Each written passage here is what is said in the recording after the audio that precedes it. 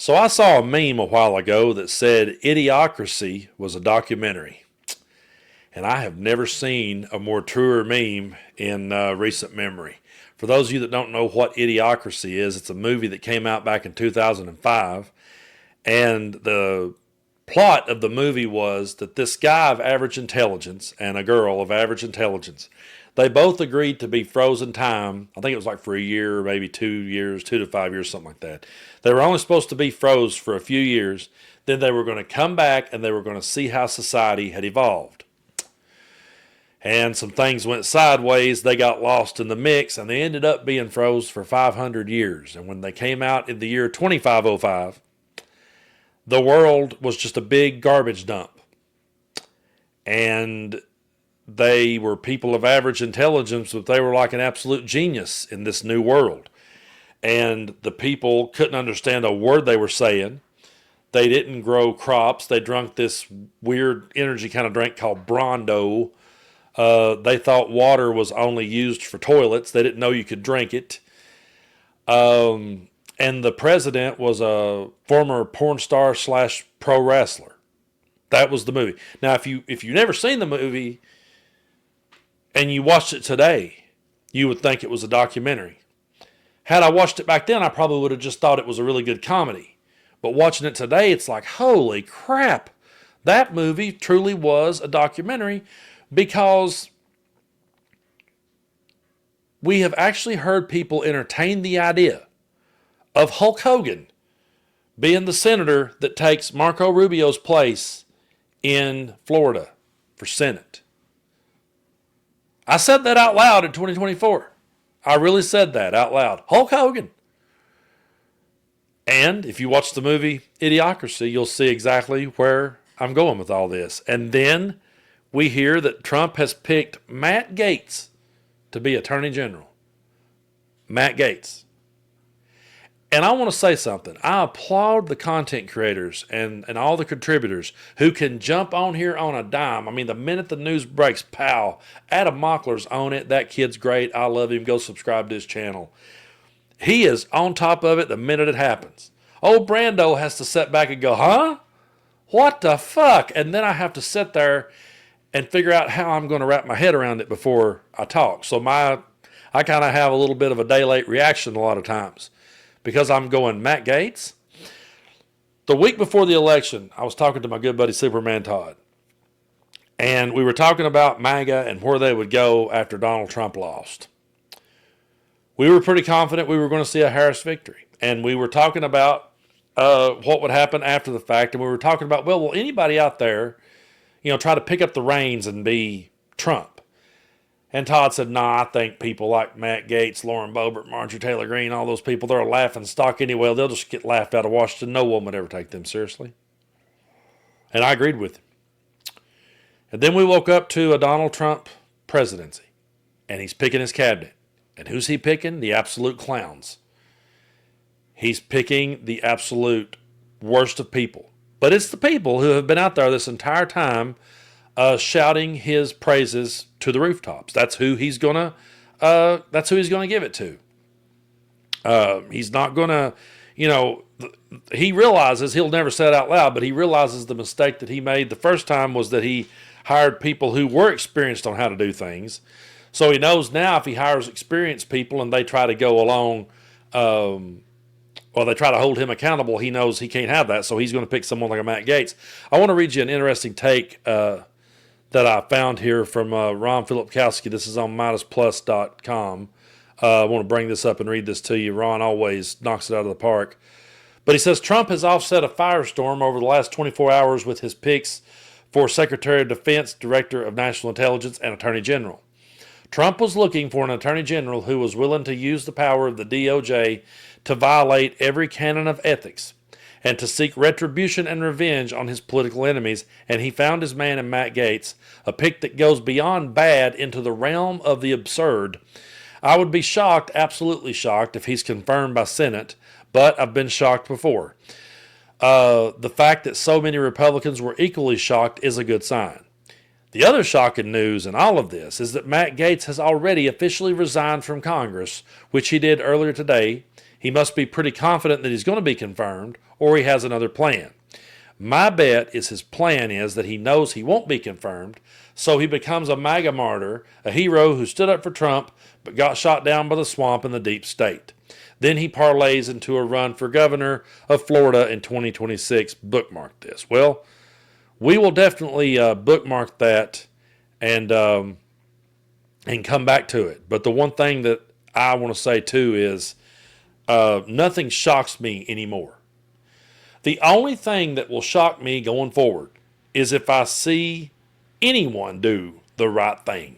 And I know you guys are always going to do the right thing. I know all of us here in the pro-democracy movement, all of us at the Midas Touch Network, shout out to the Midas Mighty, all of the pro-democracy voices out there, like Brian Tyler Cohen, like Bo of the Fifth Column, his wife Belle's crushing it, by the way. They're all going to be doing the right thing. So I will expect that from them. I will expect that from the Luke Beasleys and the Adam Mocklers and the David Packmans. I will expect to see them do the right thing.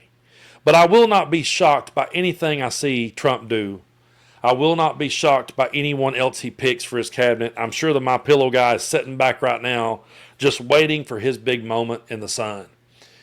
I'm sure Alex Jones is sitting back. And you know Marjorie Taylor Greene's waiting. And there was a rumor going around, and I don't think it's true, but there was a rumor going around that Lauren Boebert would be over education. Now, that could have very well just been a satirical joke, but we live in a world where that would not shock me that that's who he would pick. I would not be surprised if he made Tex Watson the guy that was going to be over family values. Tex Watson was the guy that carried out the Manson murders. I wouldn't be surprised if he gave him a spot in the cabinet from prison. Nothing would shock me at this point. Matt Gaetz is not only a terrible option, he's an unqualified option. He's just riddled in scandals. And if you'll notice, that's the kind of people, if it actually makes sense when you stop and think about the people out there, Vince McMahon, Matt Gaetz, all these people with all these heavy allegations, they always go to Trump and buddy up with him. They sing his praises. They surround themselves by him because they saw him go out there and just have free reins to do whatever the hell he wanted to do. And they said to themselves, hey, we buddy up with Trump.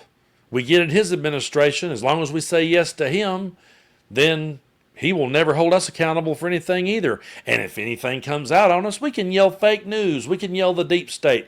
You see, this has been their plot all along, was to go out there, create this boogeyman, the deep state. The deep state's after you.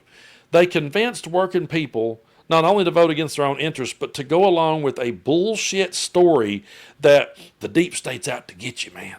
They're out to get you. They are watching you. And they drilled that point home to the point that whenever something came out on one of them, no matter how much evidence we had, they could still say, see, that's deep state plot. They're just trying to bring down Matt Gaetz because he stands with Trump. So they're just trying to bring him down now. They're trying to bring up all these allegations on him. Ain't none of it true. And if you'll notice, they'll never believe it when it comes to Trump or a MAGA. You can bring the receipts all day long. You can bring all the receipts of all the priests and all the youth ministers and all the pastors who have abused people, and you've got thousands of receipts to bring in that department, but they will sit back and tell you that a drag queen reading a book to your kid is the problem. And the deep state's coming after you. And then when you point to all these people being these things and the evidence that leans to them being these things, and even if you showed them in the act, it was a deep state plot, man. So these people are going to rally around someone like Trump. Now I question anyone who has him on their podcast. I question anyone who interviews him or entertains him, because what kind of skeletons do they have in their closet? And they know if they buddy up with Trump, he'll give them a pass. And they also know that no one would believe they did anything bad because everybody bought into the narrative that the deep state was bad and that the deep state was coming after everybody.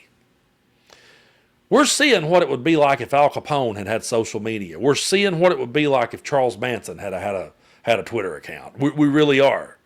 We're seeing it in real time. Back then, there was guardrails that kept Charles Manson in prison for the rest of his life. Today, Charles Manson would probably get in the spot in the cabinet, and he would probably be put over family and taking care of the family. And I wished I was being satirical, but when people shares a meme that says Mike Lindell is now the whatever, I'm going to have to look into it before I say it out loud because it's believable. It's believable to me that he would make him king of the world. I mean, not king because Trump's king, but you know what I'm saying? Nothing would shock me. The only thing that would shock me going forward is if anyone stood up to Trump on his side, or if anybody in his new cabinet ever stood up and said, wait, hold on, this is a bridge too far. That would shock me, but nothing else would. But folks, I truly do appreciate you so much for tuning in here on the channel. I thank y'all for hitting that subscribe button. We're on the road to 400,000 subscribers. I appreciate you guys for coming back and standing with me. And for those of you who are joining up for the first time, be sure to check out our memberships here on YouTube. We do a lot of exclusive content over there.